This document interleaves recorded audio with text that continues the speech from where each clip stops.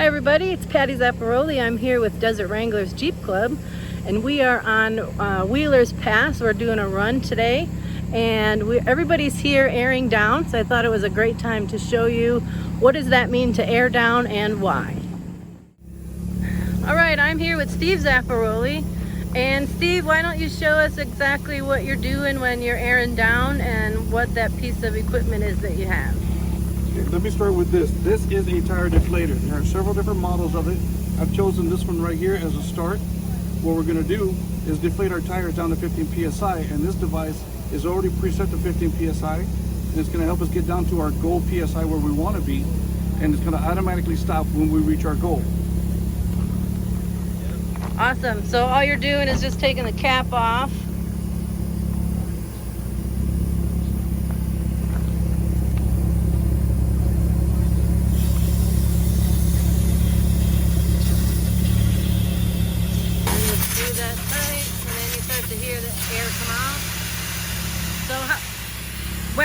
When do you know to turn it off?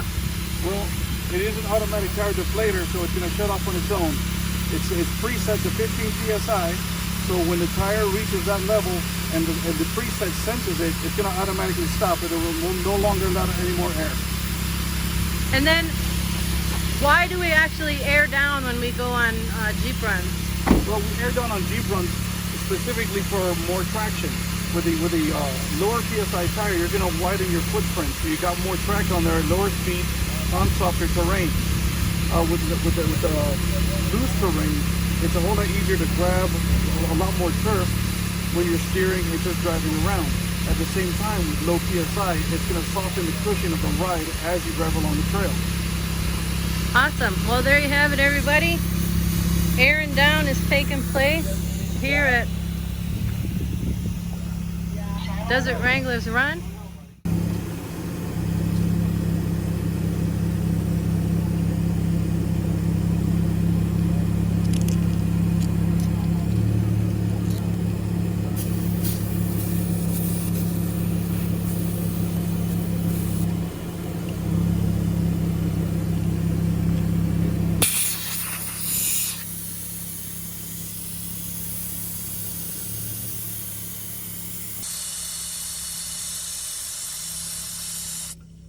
Just going to 15. This one not really crawling.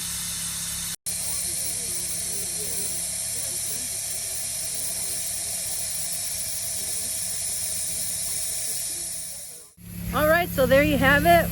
We showed you exactly what to do when you're airing down, why you air down, and I hope this video was really helpful.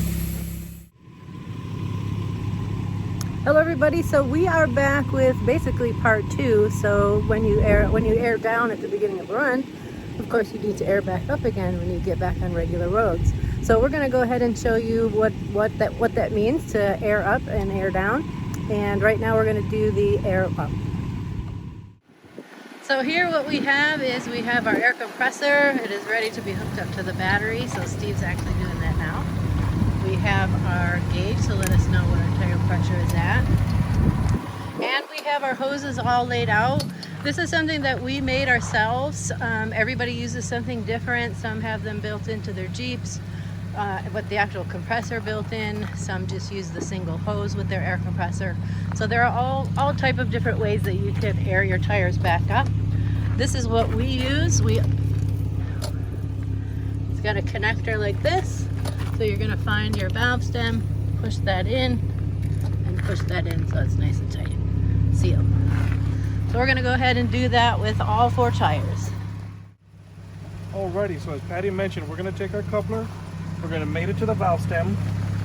This area right here, this is the slide. This is also a lock. As you can see that this particular coupler has 4 points of contact, so much more secure. So we're just going to mate it all the way through. We're going to lock it in. This is ready to go. You do not hear any air leaking because it is a sealed environment. So, and at the same time, we know the lock is set. Let's go ahead and grab the other 2.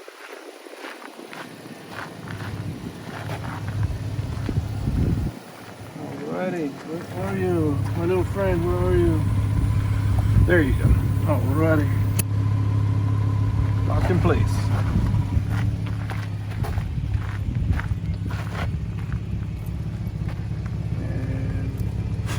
sure it's clean. Lock it in place. Good to go. Alrighty, from this point, we're going to go ahead and make it to the compressor where we have a similar coupler.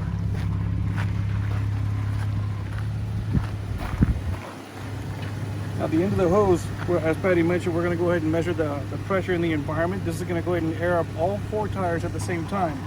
But the coupler is more like the one you see at an auto shop.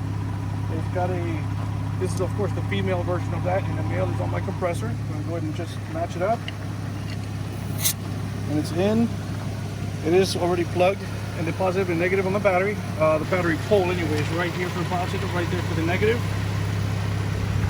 Now I keep the compressor above the ground. Even though it has a filter, this is better, let's say maintenance and health wise for the compressor. If you keep it low on the ground, it's going to collect all that dust. If you keep it elevated at a higher level, less dust will be attracted to it. And I'm going to turn it on right now.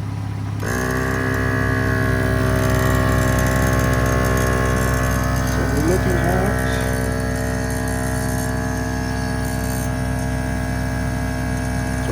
15 psi. We want to go ahead and put it to 35. So we're going to wait a couple minutes and check the gauge again. Alrighty, so if you look at my gauge, I got it where I want it at 35 psi. Now this may be a little high, which we can always adjust a little bit later. Now, since we're actually done with this point right here, I'm going to disconnect my hose from the compressor. At the same time, we're going to disconnect all 4 connections at the wheels. We're going to put our valve stem caps back on there, and then we're going to move this process to the other Jeep.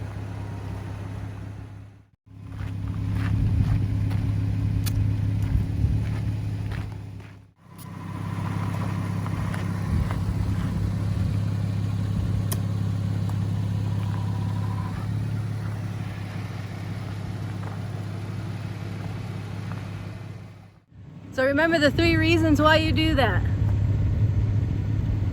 1, we air down our tires for more contact patch on the off-road obstacles. 2, we lower our air pressure down to PSI because we want a softer, much more cushiony ride. 3, we air down our tires because we want to be able to wrap around an obstacle with your tire with a much easier or less effort. At the same time, this will also give you more traction. And there you have it. So don't forget to like, share, subscribe, and click the little bell, and hopefully we'll see you on a run soon. www.desertwranglers.club